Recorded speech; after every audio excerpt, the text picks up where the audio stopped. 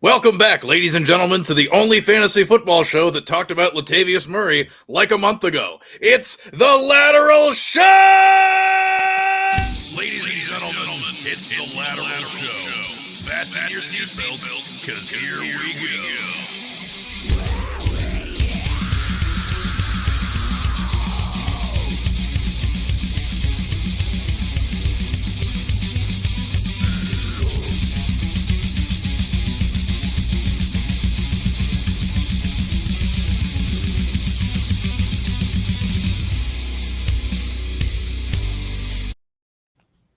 Welcome back, everybody, to another edition of the Lateral Show, a sideways look at fantasy football and the number one fantasy football podcast with zero check marks whatsoever.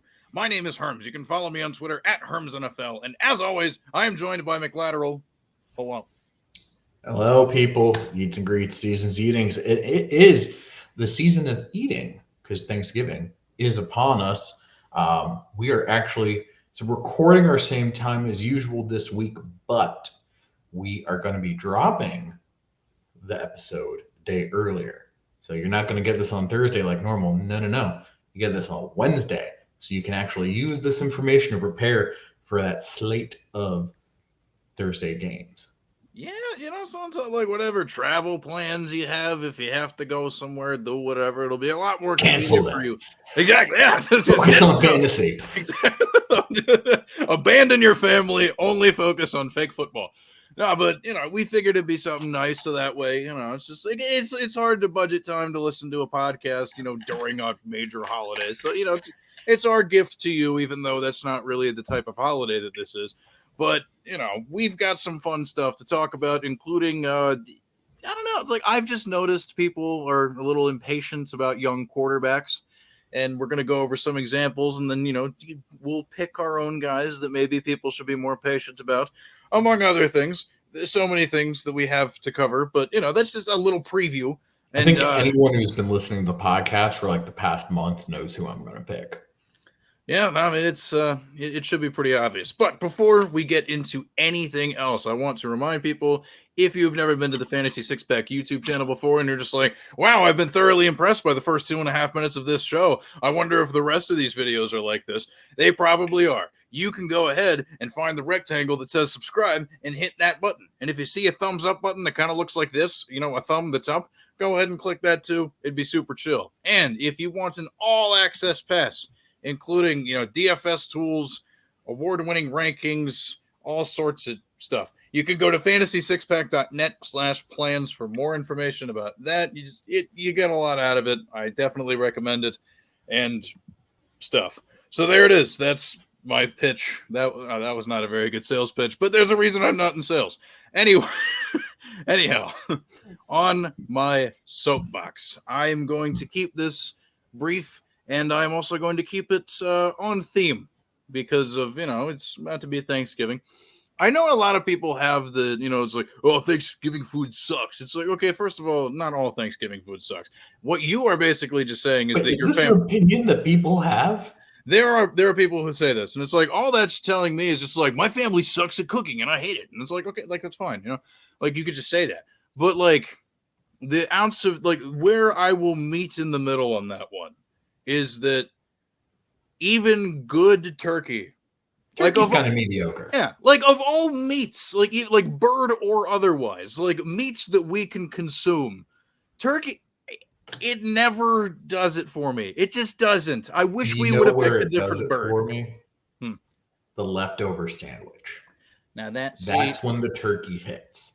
And if you don't want to wait for leftovers, you can go to Wawa right now and get the gobbler. This is not a paid ad. This is from the bottom of my heart. My cholesterol-soaked, artery-clogged heart. The Wawa gobbler is so good. And sometimes they run out of stuffing and they let you substitute in mac and cheese. And trust me, it's just as good. In fact, it may be even better. It's phenomenal. Shout out Wawa. Just not even just the gobbler specifically. Just shout out Wawa. Shout out Wawa. The unofficial sponsor of the show. If they come knocking, whatever, it's fine. Like, actually, you know what? I would be glad to hear from Wawa. Yeah, you know what? Wawa, hit us up. That'd be super Just, great. Royal Farms and Sheets, feel free to make competing offers. Look, that's all we ask. It's really all we ask. But like, I don't know, man. Like, I've gotten to the point where I think at some point in the future, like, once the festivities are kind of handed down to my siblings and I, once other people are no longer with us, I'm going to lobby hard for like rotisserie chicken or something as a substitute, because like when it comes like again, I'm gonna keep this one more just in like the bird realm of things, like chicken versus turkey. Chicken's 10 times better. It's just like it's really hard to make chicken bad, whereas you have to put in a lot of effort. That point I'll disagree with. I'm personally pretty pro pork. I used to eat a lot of chicken, and now I'll tend to go for pork. I find it to be on average more flavorful. I do think I agree with your point though, that chicken over turkey in terms of the flavor. Yeah. And if we expand outside the birds, then like pork is also something that I really enjoy a ton. Well, I'm a big beef guy as well. Beef is also very good, but pork very underappreciated. Quail the other day, that was pretty good. Oh damn! Like I've heard that's kind of gamey though. Like how? So I've had squab, and squab is literally pigeon. That's kind of gamey. Quail, like it's a darker meat, but if you've had duck, quail's like not too far from that. Okay. And actually, like they got the little wings, you cook them up nice, and it kind of just like a buffalo wing almost. Well, damn. Without the sauce. All right, so here we go. So 3 birds that we could easily use over turkey. So we're talking chicken, quail. You sold me there. And I've had duck. Duck is pretty solid. I would much rather have any of those. Duck is so good. Duck, honestly, is my number one choice of all those. Like if I'm at a restaurant and I've got a choice between duck and chicken, I'm going duck every time. Duck slaps. Seriously, like yeah. There you go. So moral of the story: turkey sucks, duck slaps. So yeah. there it is. I can roll with that. You know what my family does though? This way you don't have to load up on the turkey. We do crab cakes. So you load up on crab cakes instead. We still do a turkey, but like we got crab cakes. Doing it the Maryland way, people. You got to do it. We do it right up here. That's all it is. So there you go. Actually, a much better note to end my soapbox on. A pro Maryland stance. That is really what we all needed. No, I mean, it was funny. You came down here for my wedding party, and we had a crab dip that we were anticipating at the reception. And like the Maryland people get there, and we're like, we see it, and it's like crab and lobster dip. And all the Maryland people are like, why are they putting lobster in this? Like we came for crab dip, and we wanted crab dip. To be fair, still delicious. It was great, but it was just like this didn't need lobster. Crab dip is perfect on its own. I respected the effort, but there was still that like it's just tiny... like a very Georgia thing. Like they don't want just crab, right? They want other things in there. It's like no. We want just crab. That's the point of crab dip. For sure. It's like, and I saw that, and like a small part of me died. I was just like, I'm sure this is gonna be fine, but like. Damn it. Again, it was great. The whole thing was awesome. The food was delicious, but it was just like, you didn't need to add lobster. It was fine. Exactly. Another lesson to be learned. A perfectly good crab dip does not need anything else. So, do you have anything for your soapbox? Yeah, let's bring the mood down. So the World Cup is going on right now, and you should not watch it. Qatar, depending on how you pronounce it. Is an incredibly oppressive petrol state, and it has something called the kafala system. And they used the kafala system to build all these stadiums in the course of about 10 years, which is pretty remarkable. They had 0 stadiums basically ready to go for this thing. They built 8, they built hotels, they built all sorts of infrastructure. Their metro system that they have is brand new. And so what the kafala system is it's borderline as close as you can get to actual slavery without being actual slavery, technically, because in theory, the people are supposed to get paid. Now, they often didn't, making it actual slavery. That's really closer to like almost indentured servitude. And basically what it is they went to these countries. They went to India, Bangladesh, and Nepal, and I believe maybe also Bhutan. And they brought these people. Those people had to pay to then get to Qatar. And once they're there, they can't leave the country. Often they would have their passports taken. They cannot change jobs without permission from their employer. They cannot leave without permission from their employer. And their conditions that they lived in were horrid. And 6,500 people died in the kafala system working during the time from when Qatar was awarded the World Cup bid and from the time that the World Cup basically was like ready to go. So not all those people died building the stadium specifically. Some people also died in building other parts of the infrastructure. Qatar, of course, has very brutal conditions in the summer, which is why the World Cup is being played right now in November. Yeah. But those conditions are still the conditions in which these workers in the kafala system worked. And that's why some of them died. Qatar only admits to 37 people, I think, being dying working on World Cup related infrastructure. And I think they say only 3 died from workplace incidents building stadiums. But again, the real number we're hearing is something closer to 6,500. So don't watch the World Cup. I get it. It's awesome. Like, I have an Arsenal tattoo. I love soccer. Like, it pains me not to watch the World Cup for basically the second consecutive World Cup, because the last one went to Russia, both of which were corruptly awarded, which is a whole separate story I don't have time to get into. Let's just focus on the human rights atrocities. And I haven't even touched on their LGBTQA+. I'm not entirely sure what the correct terminology is at this point, but hopefully I got close there. There was actually one famous sports reporter, Grant Wall. He showed up wearing a shirt with a rainbow on it and was told that he had to remove his shirt despite being a credentialed member of the press.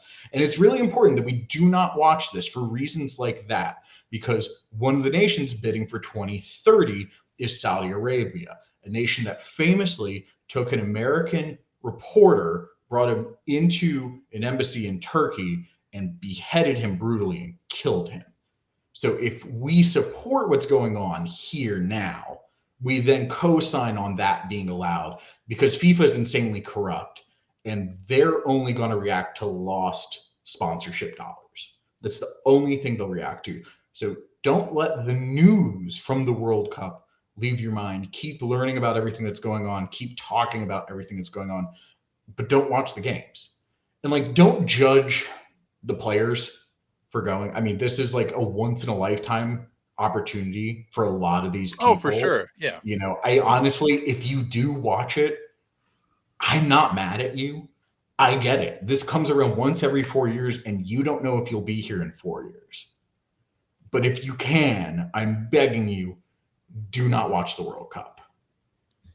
That's I feel like, a lot of the same, sentiments can be echoed about, I can't remember the name of it, but it's that other golf tour, quote unquote, that takes the LIV tour. Yeah. Yeah. And there's definitely so there's a whole thing called sports washing, and we could do an entire podcast on sports washing, and the LIV tour is definitely a part of that. But the World Cup going to Qatar and the things that have transpired since then are frankly a whole nother level of human rights abuses and atrocities. Yeah, and it's always important to be mindful of those things, especially because kind of like you said, like with the ad knowledge and stuff. I mean, like your eyeballs and by effect, I guess your wallet does, speak for a lot of stuff that can happen. Like as consumers, we have more say than I think we're given credit for. But thankfully, at some point in the future, we will host a World Cup in a nation that has no history of atrocity whatsoever, the United States of America. Yeah, Let's I was going to say, yeah. You had me until there. And again, I get clean it. Like, bill. There is no country basically on this planet that has a clean bill of health when it comes to those things. But I think in the case of Qatar, we can clearly look at a recent pattern of atrocity directly related to the event. And when you add in their stances on certain minority groups and you add in the way that it was corruptly awarded, I think the best story I've heard so far, well, there's two. One's a former Department of Justice guy, I believe, who was there to observe the event and said he literally saw money changing hands at the awarding ceremony to like get the votes properly. And then the other one I've heard is that France bought $14 billion, or no, Qatar agreed to buy $14 billion in French warplanes in exchange for France's vote. So it's bad. Like, this is actually bad. It is okay to be like outraged about this. It is okay to judge this harsher than some other things. Doesn't like excuse or forgive, et cetera, but like it is okay for this to be a problem, that it happened and that it is happening. Yeah. There are a series of podcasts that came out through iHeart. It's the Lords of Soccer. I know that one of the co-hosts of my favorite podcast, The Daily Zeitgeist, was one of like the co-producers of the whole thing. They really dive into the whole FIFA thing. So if you really want more information about that, like, I know that's a really, that's something that you can consider, listening to if that fascinates you. But we are here to talk about the other football, because that's the only pivot I could possibly find to get into the rest of the show. Honestly, the great scheme of things is pretty solid. There you go. Check it out, folks. That's why they pay us the big bucks. Before we get into our fun topics for this week, we do have to recap our topics from last week, which means we turn it over to the man with the fastest minute in fantasy football podcasting. Why don't you go ahead, prepare yourself, gather yourself, compose yourself, and then let her rip. All right. Well, this should be a pretty quick one. So last week we had two stories. The first one from Herms was, holy crap, the Las Vegas Raiders are bad.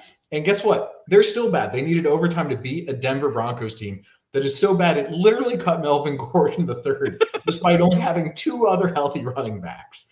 And then I covered a little game called Breakout or Blip. And let's go through what happened to those guys. We talked about Brian Robinson was a blip. That was not great. Rachaad White was on bye, so TBD. Isiah Pacheco continues to lead the Kansas City backfield in rushing, and now with Clyde Edwards-Helaire like actually out, it'll be curious to see if he maintains that stranglehold, at least on the rushing work.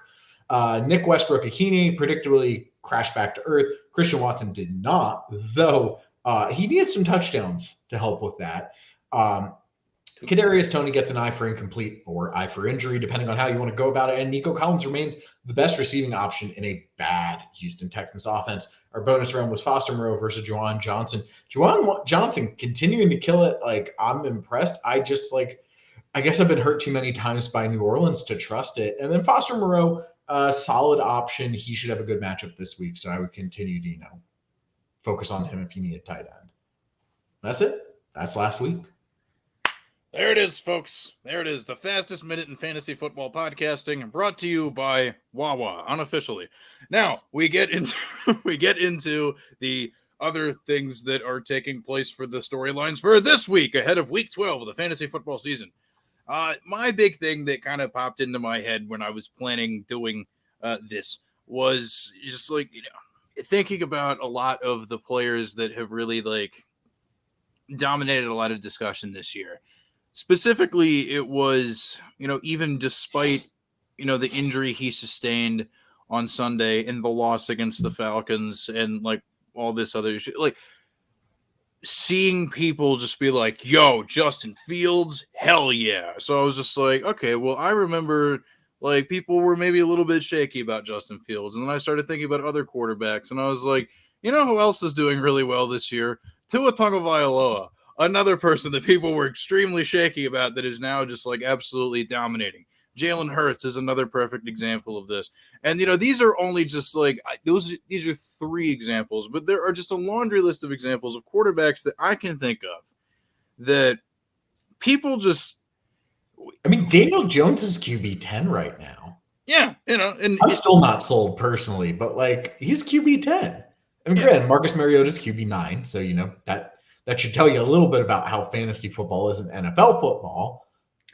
But yeah, it makes me think of 4, 5, 6, 7, 8 games into a guy's career, and people are just like, "We've seen enough. We've seen it," and I'm like, "Okay, whoa, pump the brake," because and Daniel Jones a bit of a different example of this, but still kind of ties in loosely, because even though it took years rather than just the next year after or whatever, what have you, dear God, let this just like get.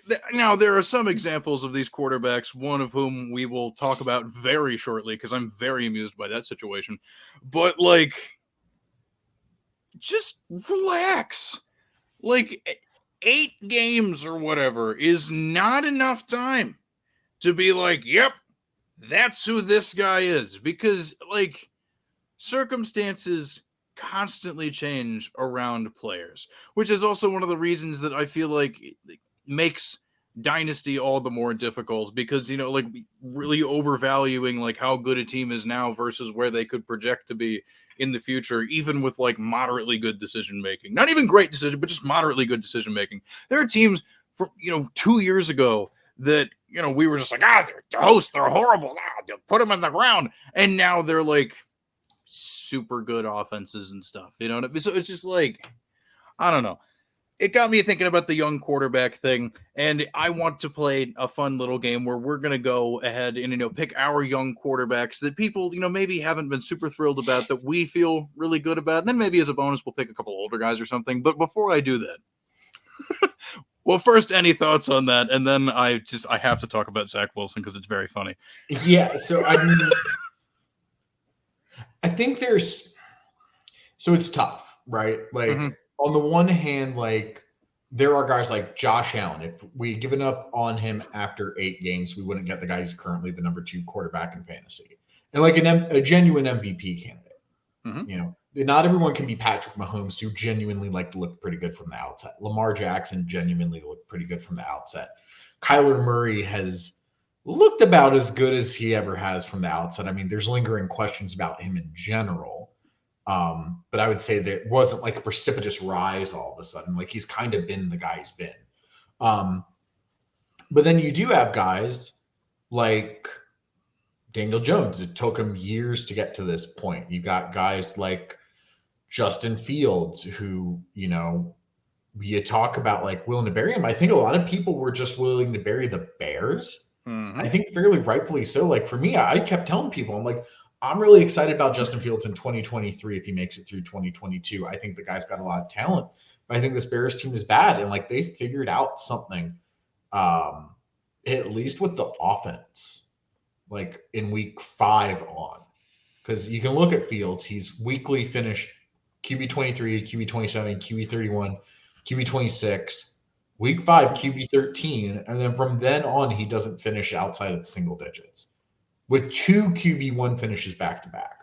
So yeah, I think you got to give some. I mean, Tua, he finally got a like stable coaching situation, a good offensive mind. I personally liked Brian Flores well enough, but not exactly an offensive minded coach. And I think that may have hurt Tua.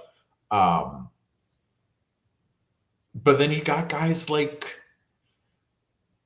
I mean, look at Sam Darnold, look at Baker Mayfield, Zach Wilson. Look at Zach Wilson. Look at, oh man, Marcus Mariota even. Like, there are guys where it's just like, if we had given up sooner, where would our team have been? Like, if Tennessee had given up on Mariota sooner, like, would they have, maybe been able to break through that AFC championship barrier? Possibly. But, it's tough to tell. And then there's Andy Dalton, another guy. It's like, he was good enough. Don't get me wrong. Yeah. He took you to the playoffs every year. But like, maybe if we move on sooner, like we get someone like a Joe Burrow quicker, and then that's the next level it takes. Now, of course, we know it's not that simple. But I mean, like, there's someone, for example, like Davis Mills. Like, you can't just like tread water with him for the next couple of years and possibly miss out on a generational talent at quarterback that could turn your franchise around, or miss out on tanking to get one. True, and I think they're doing it perfectly. Yeah, they seem to be handling it well. Ignore everything I've ever said about Davis Mills. JK, I still hope he does well, but it's a good point. And then there's like the rare, like mutually beneficial example that like this is the only one I can really even think of off the top of my head. But as you're going through and talking about all these situations, Ryan Tannehill leaving Miami and going to Tennessee. Whoa! Like, what a great thing that blossomed into. I mean, like, that was pretty cool. It's pretty rare that we see that. I mean, I'd say the other one is Kirk Cousins leaving Washington to go to Minnesota, though I would argue Kirk at the end of his Washington tenure was thought more highly of than Tannehill at the end of his Miami tenure. And the reason part of that, like it kind of works, but also for it to be the mutually benefit, like the Commanders would have then had True, to the figure it Commanders out. have not been the same since. That is fair. Like, in a world where, like, for all intents and purposes, R.I.P. Dwayne Haskins, if he had, worked out, more immediately, I think that maybe would have been, a better example. But, but either way, I mean, like, still good for Kirk Cousins, I mean, except for this past Sunday. But, that's blip on the radar. They're doing fine in the grand scheme of this season. Like, I'm not really worried about the Vikings long term. But Herms, they have a negative point difference. Have you heard about this? A team that just got blown out by 37 points in a game of inches, has a negative point. Why aren't you freaking out about this? That has got to be the funniest thing I've seen, like, over Twitter over the course of this week. It's like people freaking out about the Vikings having, and it's not just Twitter. Like, I've heard it on podcasts too, and not fantasy ones, like NFL ones. And it's just like, well, they got blown out 40-3. Like, not only that, but it sometimes weird stuff like that just like happens. I assume even if we removed that game, they're not the type of team that's going to have a margin so far on the plus side, because it's like their defense is still a work in progress. It's not like we have an 162 game sample size like baseball, where if you had a baseball team with the same win percentage as the Minnesota Vikings and they had a negative run difference, you'd be like, that doesn't seem physically possible. Yeah, that would be pretty wild. Yeah. That would be pretty wild. But I don't know. At any rate, like, quarterback's weird, and it requires a certain level of patience, but also a sharp eye on being able to, identify those players you should give up on, or ones that we should believe in. But the number one guy we need to give up on before we go into our guys that we are going to believe in, it's time to give up on Zach Wilson. How quickly that is, like, it's in essence, I'm paraphrasing the question from the reporter. I'm sure plenty of people have seen the video now.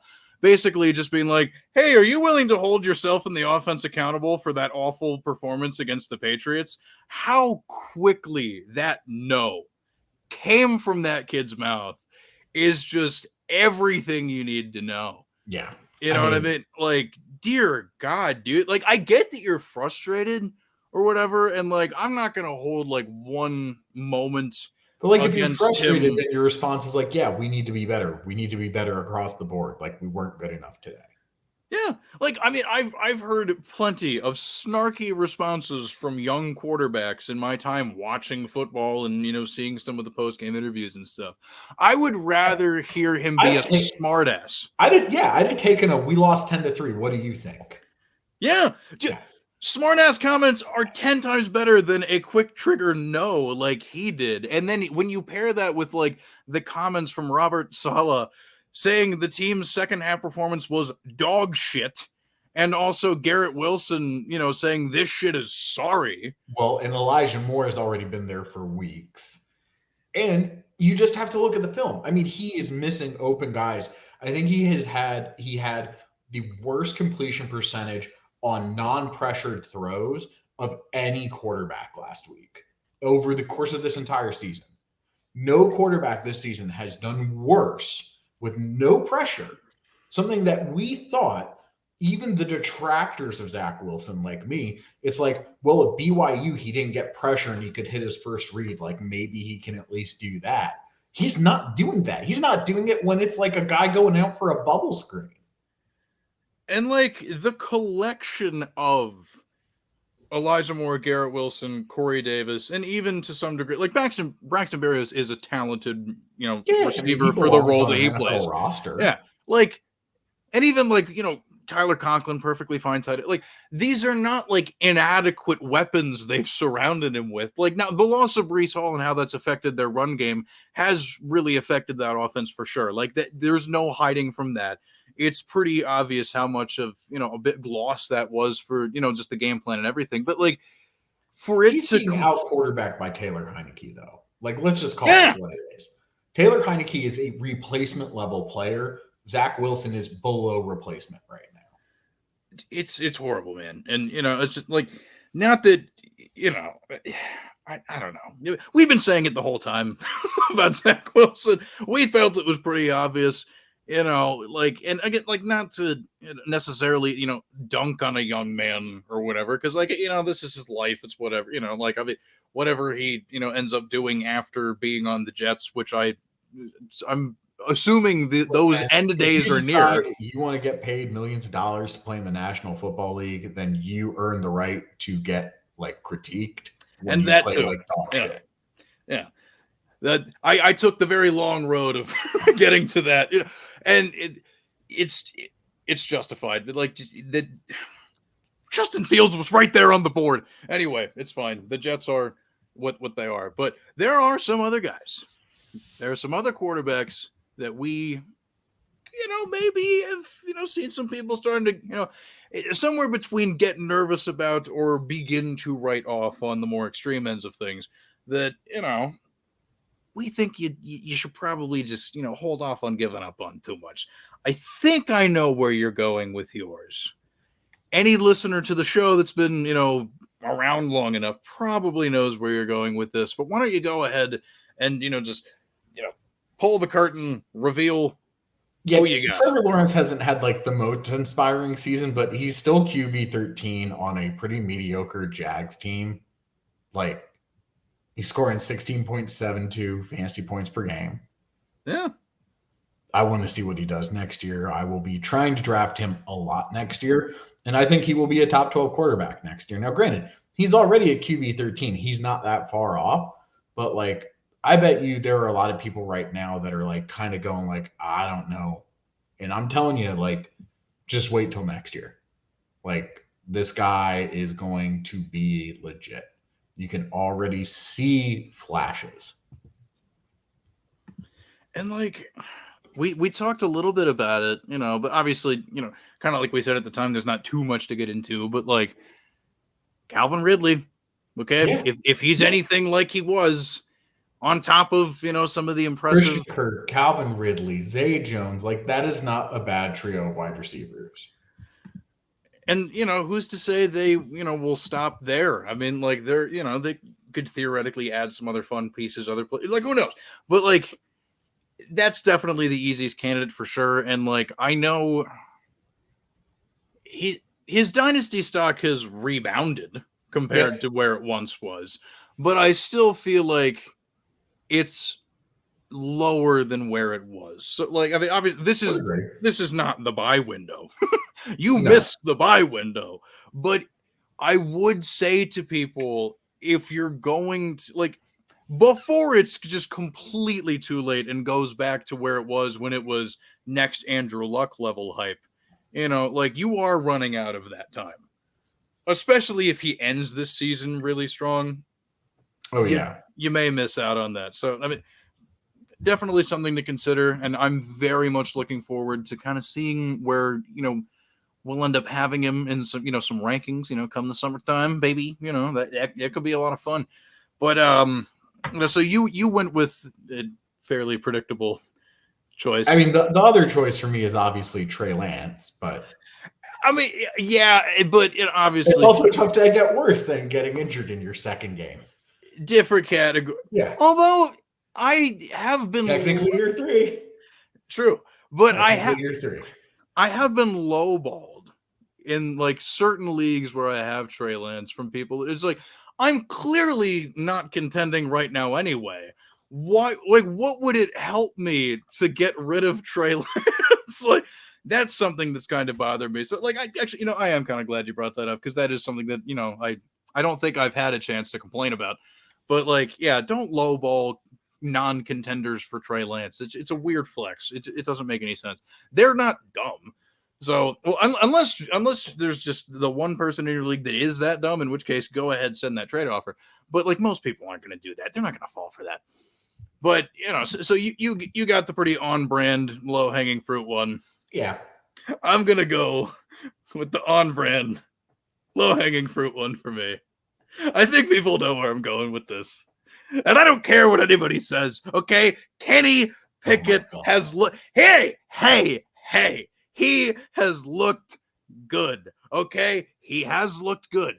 A lot of those interceptions bouncing off of his receivers' hands really early on, man. It's true.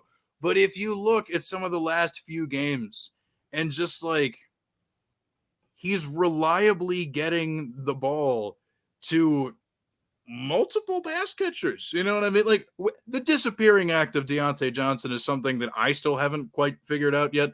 So stay tuned with me on that one as I figure that out. But like Pickens has been very good.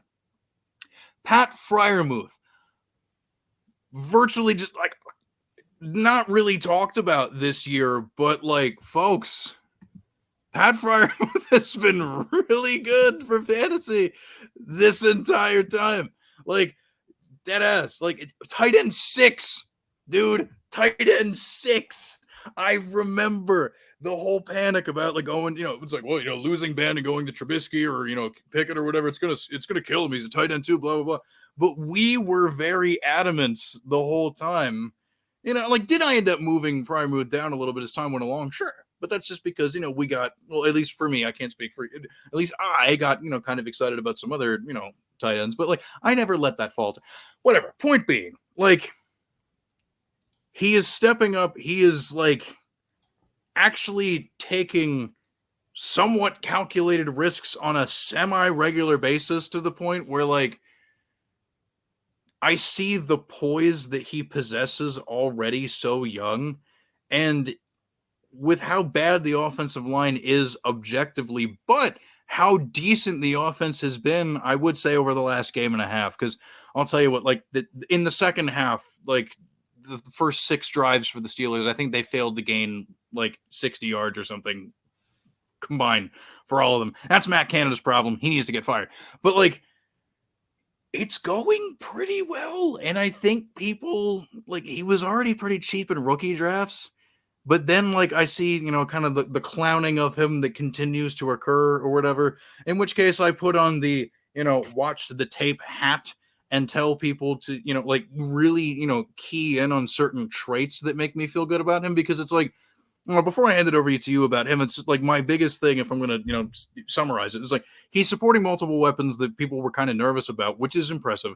And also just like watching him, he does not look scared. He does not look, confused that often.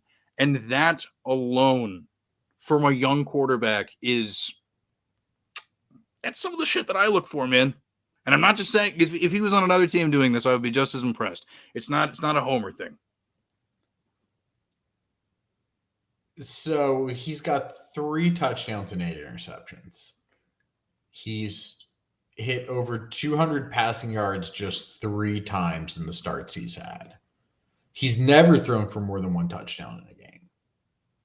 And the only time he was a top 12 quarterback was because he ran for a touchdown in 51 yards, which he does not do enough of and probably should. So I would say the one caveat with Kenny Pickett is he's in an atrocious offense from a like scheming perspective.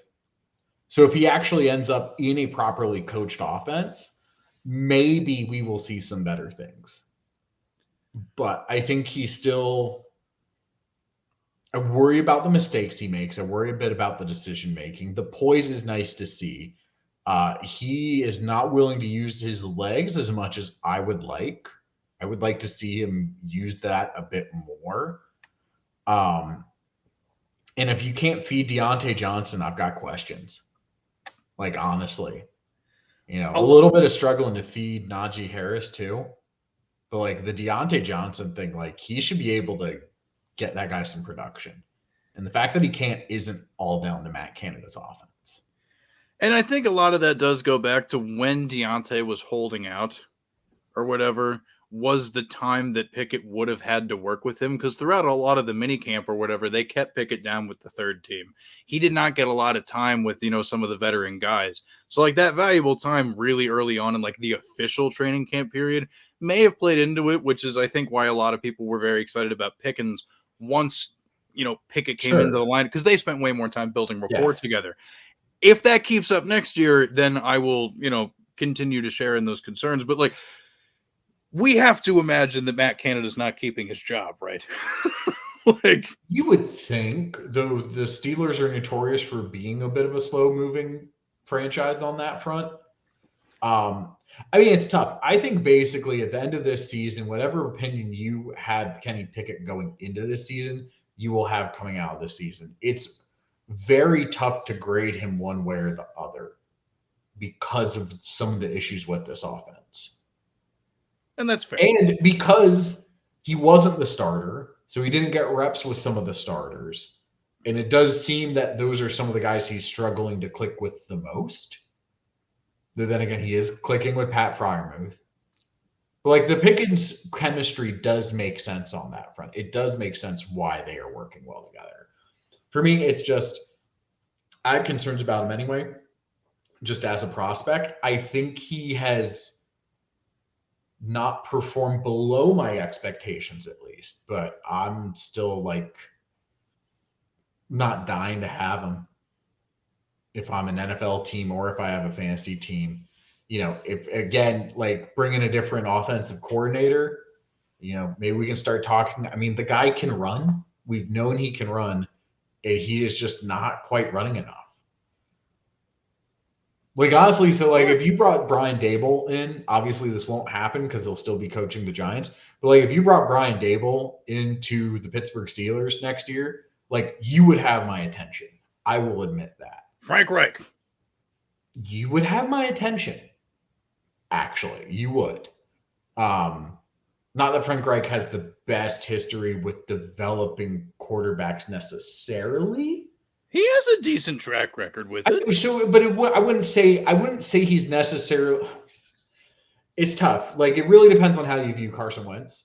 Like, did Frank Reich make Carson Wentz exceed expectations, or was that kind of the natural trajectory of Carson Wentz's career, where the guy was talented? That's why he was a top 2 pick. He had one incredible year. He was going to have that one incredible, kind of like a Derek Carr. Like Derek Carr had one incredible year. You know, it can happen.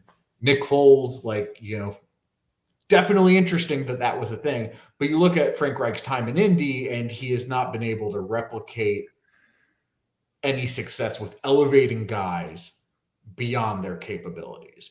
Whereas I would say like someone like Brian Daboll took Josh Allen, and it seems to be taking Daniel Jones and turning them into quarterbacks that are performing significantly above the expectations coming out of college. Because again, everyone, even the people who love Josh Allen, thought he was incredibly raw coming out of college. I am those people. And not for a lack of reps. It was just like, dude, the guy is like Brett Favre. And we mean that in the best ways and the worst ways. Like, he will just sling the ball around. And, like, that has changed, and that is in no small part due to Brian Daboll. And, again, like Daniel Jones, we are seeing him being used appropriately. So if you can get me someone like that going to Pittsburgh, like, then yes, Kenny Pickett, someone who I was very much down on coming into this year, like, you will have my attention on that front. But I think, you know, barring that, I'm probably still going to be out. I'll take that as a W, just because I really feel like they're going to. But if they don't, then I will have a rant about that at some point in the future, in which I will be fighting through tears probably, because it will just make me so frustrated that I wouldn't know how else to handle it emotionally. Like, put it this way, if Nathaniel Hackett gets fired and they bring him in as an OC, I'm going to be like, no thanks. Don't put that evil on me, man. Don't put that evil on me. Like, I don't need. Okay. All right. Well, that. Now you know it's going to happen, too. They've rehabbed guys before.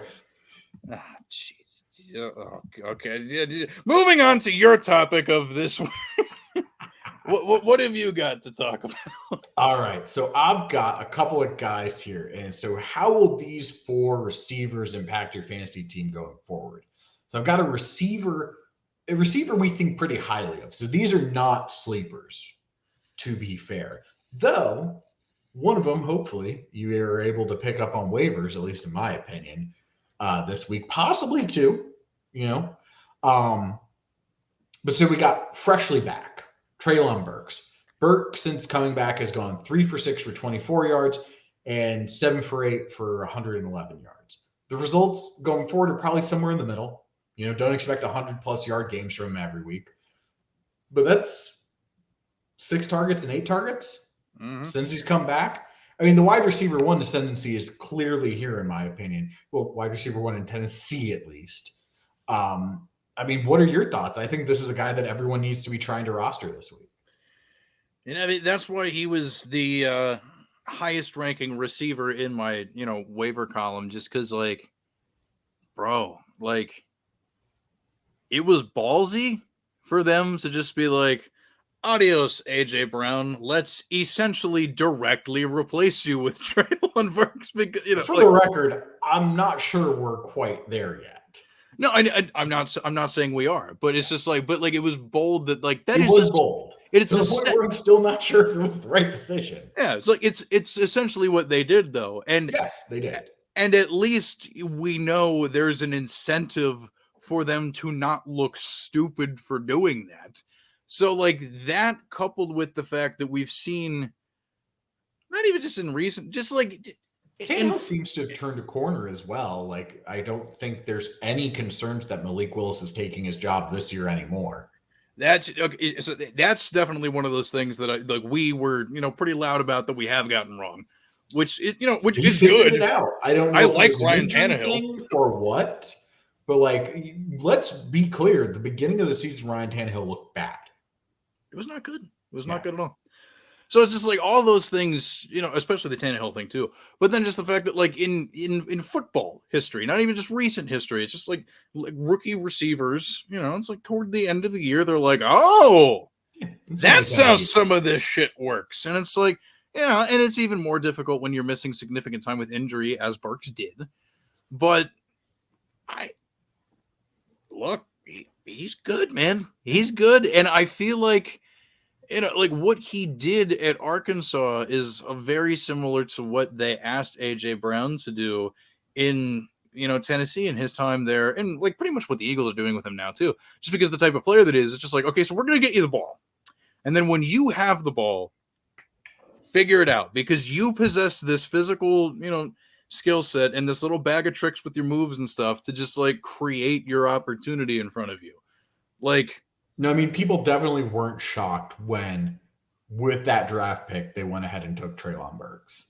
Yeah. Like, it was the most logical one-for-one replacement. Was it necessarily the best wide receiver on the board at the time? Some would say no. Some would say that went to a certain team in Pennsylvania, But it made a lot of sense. Yeah. I just think as far as like what he was good at and what Tennessee is going to ask him to do, because it's like they're not going to change their identity. I think I wrote it. It's just like within the very fabric of their DNA is feeding. Why would they change their identity? They've like got 2 losses and they're in the driver's seat for like a 2 seed. Yeah. No, exactly. It's just like feeding the ball to Derrick Henry like is what they do. You know what I mean? So it's just like people will make the argument about don't fix it. Yeah, like people. Like, I'm sure there will be some lazy people who will just be like, "Oh, they don't throw enough ball." It's like, who cares? It's fine. Like the opportunity that he will get will be pretty good, and I feel as though that, like, like for the rest of the season, and like their schedule's not like horrible. So I guess my question then is, in an ESPN standard league where it's 2 wide receivers and 1 flex, is he likely making it into your lineup each week? Likely. So that way we're like, kind of taking out the question is like, will I have 3 elite running backs? Yeah. So he doesn't. Like, just, grand scheme of things. Yeah. So if we're just talking about like, like your team fighting for a playoff spot, because like kind of putting it in I think between, he's probably making it into your flex spot more likely than not. I would say so. Yeah. Because like the only teams where he wouldn't would be your teams that are already locked into the bye, that are like dominating for some particular reason, because they probably just have 3, maybe even 4 really, really good players that, that manager hit on in the draft. Heck, outside of those situations, maybe they're getting this next guy back, because almost back is Marquise Hollywood Brown for the Arizona Cardinals. All right. So Hollywood Brown was wide receiver 5 in PPR scoring weeks 1 through 6. With Greg Dortch being the next closest Cardinal at wide receiver 56. Yeah. Since week 7, DeAndre Hopkins has been wide receiver 2 in PPR. But the second wide receiver in the offense has taken a step up. Rondale Moore's actually been wide receiver 20 over that period. So I actually expect that Hopkins and Brown will both be like kind of fringe wide receiver 1 guys. Honestly, kind of like where I projected Tyreek Hill and Jalen Waddle at the beginning of the season, sort of straddling that number 12 line. Sure. And I think everyone else just falls off a cliff, honestly. Falls off a cliff. Yeah. Kingsbury. Ow! Ow! You got me there. But seriously, like both him and Hopkins have been truly elite with Murray, like throwing them the ball. I don't see why suddenly one of them becomes less so with the same. I mean, and like even Hopkins has been good with McCoy under center. Yeah. So I think, and the thing we got to remember is the Cards traded a first round pick to get Marquise Brown. It's not like they've invested nothing in him. Yeah. But I think the real question is, does Brown come back before the week 13 bye, even though he's already been activated? Because I don't think he has to. I don't know if he has to either. And like, that's kind of what makes, his situation, a little difficult because like at the very least, like when we last talked about him, we weren't sure if he was coming back at all. So the fact that even we're talking right now with the understanding he's probably coming back is a win. And I think it was a really good thing that he didn't play this week. Hell yeah. Because it seems like he was borderline ready and they pulled him back. And to me, I don't read that as a setback. I read that as smart player management. A shock, admittedly, for this Cardinals team. Not what they're known for. But like, yeah, I mean, I feel pretty good about, like to your point, like that sign makes me feel good about his effectiveness for fantasy when he does return, because they did not put him in harm's way in sort of unnecessary fashion, quote unquote. And like, the only thing that could really stop him from being super good, I guess, is just some offenses, like I would say, like kind of like the weird, like Jekyll Hyde relationship that like Mike Evans and Chris Godwin, briefly had there for a little bit.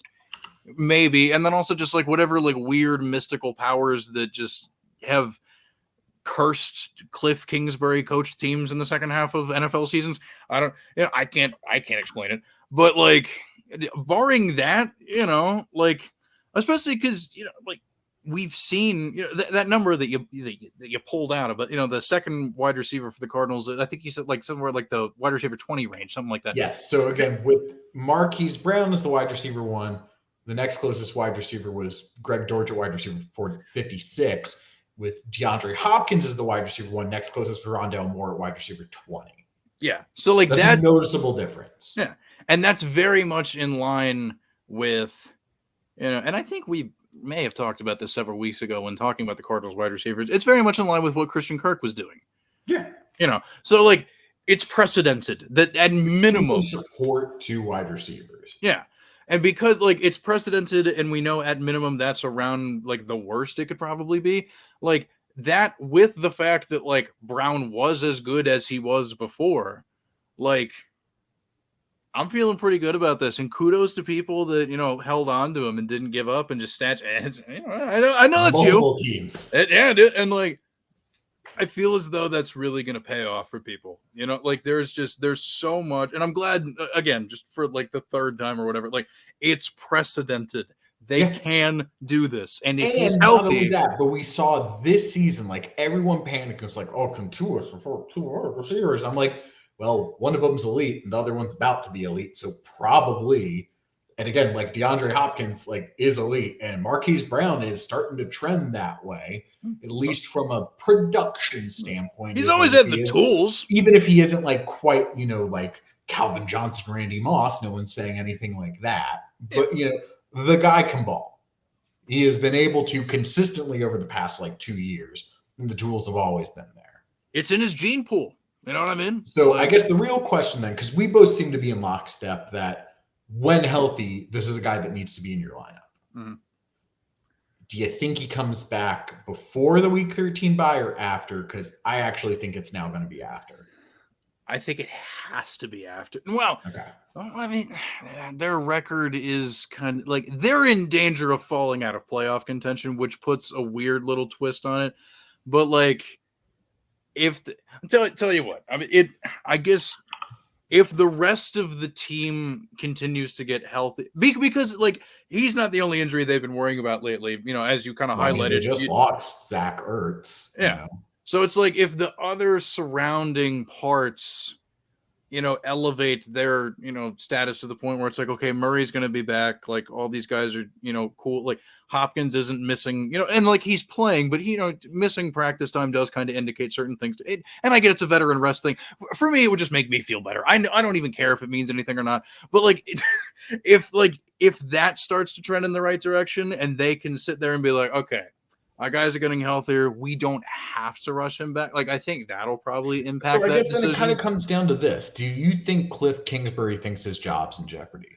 Because the way I see it, like he got an extension recently enough, right? As did the GM, yes. Yeah. The Cardinals are basically out of playoff contention. They're number 13 in the NFC right now. Like, on the bubble is the Washington Commanders, who have a 2-game cushion on them. The Seahawks and the 49ers in their division both have 2-game cushions on the Cardinals. And at this point, it would be really tough for the Cardinals to come back against the 49ers to win the division based on that division record. I mean, the Niners literally haven't lost a division game at this point. So if I think my job is safe, I think this season's over if I'm Cliff Kingsbury, or at least I'm not willing to risk my elite talent who could really re-injure themselves, whereas I could be just about to give them 2 weeks of rest. Yeah. With the way my team is currently playing, with the way my record currently is. That's a fair point. You've sold me. I'm going to be with you on that one. But if Cliff Kingsbury thinks, as frankly he probably should, that his job's on the line, which I don't think he does. I actually don't think he does, but he should. Because he should be gone after this year. If he thinks his job's on the line, he'll rush him back.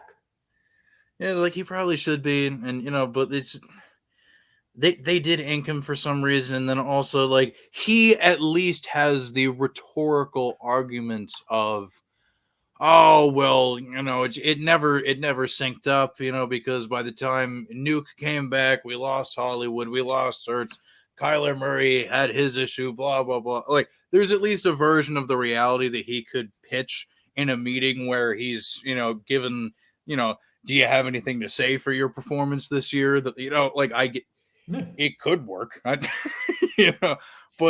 yeah, I mean, but the Cliff Kingsbury losing his job thing would be a whole show in and of itself. But like, yeah, I mean, that'll be a fun one to watch though, regardless. Well, another one that's going to be fun to watch in terms of potential league-winning wide receivers is our guy who's almost back. Jameson Williams from Detroit. Detroit traded up to get Williams at pick 12 overall. Like, they didn't just take him there. They traded up to get him. They're going to use him.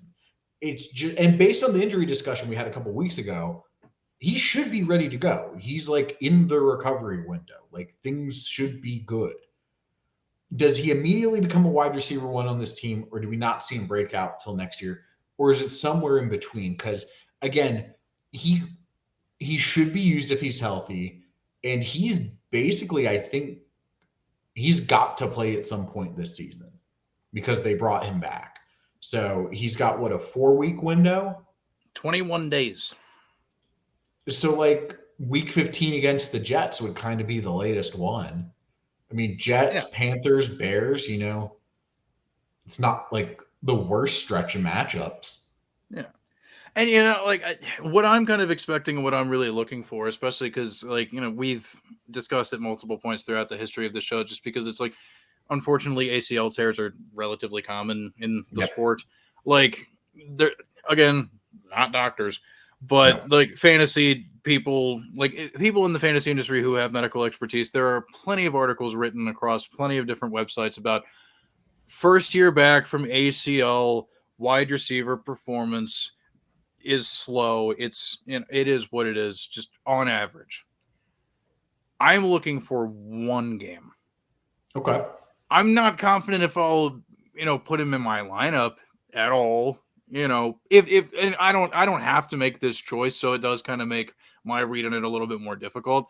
But like, in general, perhaps that is kind of clouding it a little bit for me because it's like I can't put myself in the shoes of somebody who has to do that. Well, I mean, I guess, I can. And I would probably tell those people the same thing I would tell myself. I'd be like, there's probably got to be another option that's at least played football this year because it's a little late, I think it depends on when he comes back. Like, if he is back and playing week 15, like, I might be willing to play him week 17, even though it is a championship game, like against the Bears in Detroit. Like, that to me screams a pretty good matchup for a player we know has talent. And like that's kind of what I'm getting at with like that I'm looking for one game. Yeah. Because like even if he starts slow, a little bit of a pitch count, as it were, whatever, blah, blah, blah. Sure. Like which wouldn't be shocking. Yeah. And like if they did that for the first couple, but he still did pretty well, and he showed like, okay, he only played X number of snaps, but when he did, they gave him the ball this many times and he was good with it. If you get the indication in your championship game, look, you just unleash him and see what they have in the kid. I mean, I know we're weeks away from having to make that choice or, advise people on that, but like, I'm the type of person where, like winning a fantasy title comes down to making weird choices and going with some ballsy shit sometimes. I've won a title in our home league pulling the trigger on Blake Bortles. Okay. Not everything is, all, rainbows and butterflies. Like, I'm here for it. And if you want to, hear our thoughts about how he's going to fit into the Detroit Lions offense, I think you go back to talked about it. The week 4 Sunday Storylines episode or week 5, week 4 or 5. Like, it's going to work.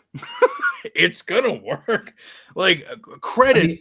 And the Lions have to try. Like right now, they're the number 10 spot in the NFC. Like this is a potential playoff team. Yeah. Shocking as that seems. Yeah. Credit offensive coordinator Ben Johnson for putting a lot of this work together too, because like even with like a hampered DeAndre Swift, not having Jameson Williams the entire time, losing TJ Hawkinson via trade, the defense sucks, but that was always going to be a work in progress. The offense being able to keep pace and keep them in some of these games, like kudos, bro. Like good for them. They do have incentive. Like I'm here for it, and I'm really just looking for one game, but as I said before, you need to see flashes. Otherwise, it's probably a little too rich for my blood. So you're somewhere in the in-between, but much closer to the breakout next year side, where it's like we may get a game. It may not be usable for you. Now, would you still tell people if they have the spot to pick him up anyway, so that if nothing else, he doesn't get used against you? I would, because there's also just the reality in which I am being too cautious and he just comes back and he's really good. I mean, for all I know, he literally suits up against Buffalo this week. A Buffalo team that just got torched by Amari Cooper. Yeah, dude. Much to my chagrin. But that's a whole nother story. Whole other thing. But yeah, dude, it's just like I could be overly cautious and wrong, which is why we've advocated having him on your bench the whole time anyway. And I think each of us has him stashed on at least a bench. Yes. Yeah, for sure. Like I said, I mean, the only reason I don't have to worry about putting him in is because it's turned out I've had, other players that I feel good about using over him. But he's in some places, folks. Yep. Those little IR spots, they're so valuable. There's a league I'm in with no IR spots, but a deep bench, and I am looking to scoop them up this week. So I definitely get that. Yeah, I'm here for that. Okay, speaking of guys that could get scooped up, that could be getting dropped, and I've actually scooped him up in a couple leagues just on the prayer because he may not come back. And that's Cooper Kupp from the Los Angeles Rams.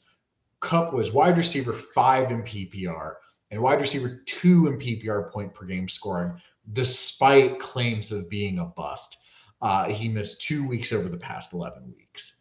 He just had surgery with a 6 to 8 week timeline with a high ankle sprain, which checks out with the timeline we discussed when we talked about high ankle sprains 2 weeks ago.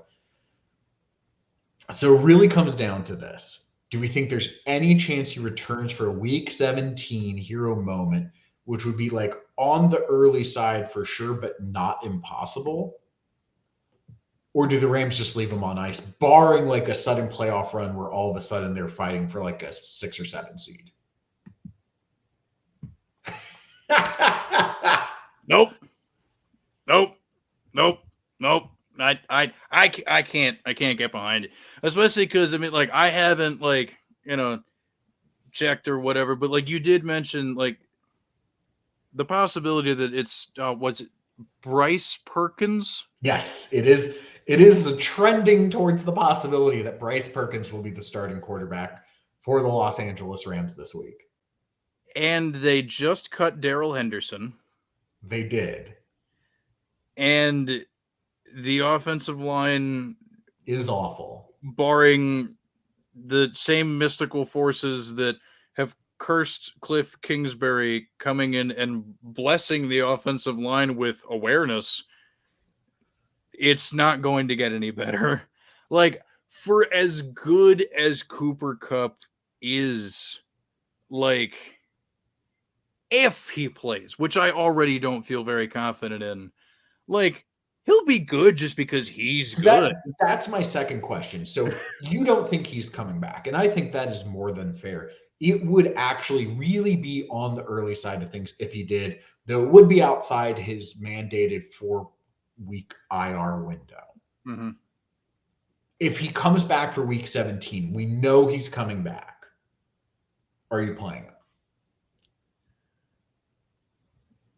Not confidently. I mean, so this is with the caveat and understanding that there's a very realistic chance that they put Stafford on ice and let him heal. Like, okay, so all right, I'm kind of again then. Let's say it is Stafford playing at QB. Oh yeah, then he's better than all the everybody we've talked about. Great. Okay, so we've set a baseline there. We're still on board for week 17 Cooper Kupp if he comes back and Stafford is QB. Hell yeah, dude, fire it up. We're not so sold on if Bryce Perkins is QB. If Bryce Perkins is QB, I would have to make week 17 would be against the Los Angeles Chargers if that makes a difference one way or the other. Ooh. I mean, their defense is a little hurt, but the secondary is still pretty tough. Like, they've had games where they can. So I'm hung up on the Bryce Perkins thing. Like, yeah, I get that. I think that's fair. Yeah, and we've had the arguments. Chargers' fifth best matchup according to Fantasy Pros for opposing wide receivers in their fantasy points allowed weeks 1 through 11. Well, there you go. So it feels like a plus matchup. Yeah, like, and we've had the discussion. It was last season. I don't remember when, but like the whole. When a really good receiver loses their quarterback, or like a really good quarterback, or like a meh quarterback loses their really good receiver, and like how fantasy managers are not always great at gauging those situations. Sure. I think our conclusion was something to the degree of it is easier for like a wide receiver, like a really good wide receiver to make a lesser quarterback look good than it is for a really good quarterback to just make some schmuck like, hey, the top 3 receivers got injured. Everybody rushed to the waiver wire for this guy that was all Sunbelt second team 3 years ago. You know what I mean? Like, typically guys like that require actually defenses to avoid them to succeed. Yeah. So it's like, at least like the distance between, the talent levels is on the plus side with the receiver in this equation. Mm-hmm. So like, that's better, but like he would be more in wide receiver 2 range than your typical top 5, put him up there doing whatever, to the point where it could be. So you're still probably playing, but you're thinking about it long and hard. Yeah. So like, realistically, let's say, tying it back a little bit to what you were saying before, like, Treylon Burks continues trending in the right direction. He's doing his thing. He's doing really well. But, you have Cooper Kupp. Boom, he's back. You have to pick between one of them at that point. That's going to be a tough decision. That will be something you think about. And, like, there will be people, because I know people who lost Cooper Kupp. I mean, by the time you're hearing this, waivers have run in a lot of leagues. But, like, I know a lot of people who lost Cooper Kupp probably either picked up Christian Watson or, if they missed out, are going to pick up Treylon Burks and do some, like, so these are, like, feasible realities that I know a lot of people are going to be going through. So like when that situation arises, if that situation arises, I don't know, man. I don't know. It's going to be tough. It's going to be tough. Again, we'll leave it there for now. I would say if you can magically stash Cooper Kupp, go for it. Especially in leagues with keeper implications. Yeah. Oh, please, dear God. But we would also say that it's less likely in the leagues where you can stash him like that he ever became available. It's not impossible. So look on your IR or look on your waivers rather, see what you can do. But we're not, if you're stashing him, it's because it's a prayer. You're not expecting him to be available week 17. It's more like, oh man, championship week is here. I have survived. I am here. And lo and behold, Cooper Kupp suddenly available. It's a YOLO roll of the dice. All right. Well, I think that is fair enough. And that is it for this week. Which I guess makes that the end of the Lateral Show. A sideways look at fantasy football, brought to you by Wawa, unofficially the best fantasy football podcast without check marks of any kind. My name is Herms. You can follow me on Twitter at Herms NFL, which is where I tweet about a bunch of weird stuff sometimes, mostly football though, mostly fantasy football though, and where I tweet out my articles that I write over at fantasysixpack.net. Again, fantasysixpack.net/plans if you're trying to get behind the paywall for my full waiver article every single week. And then, use promo code Herms on Thrive Fantasy for 100% match on your first deposit up to $100.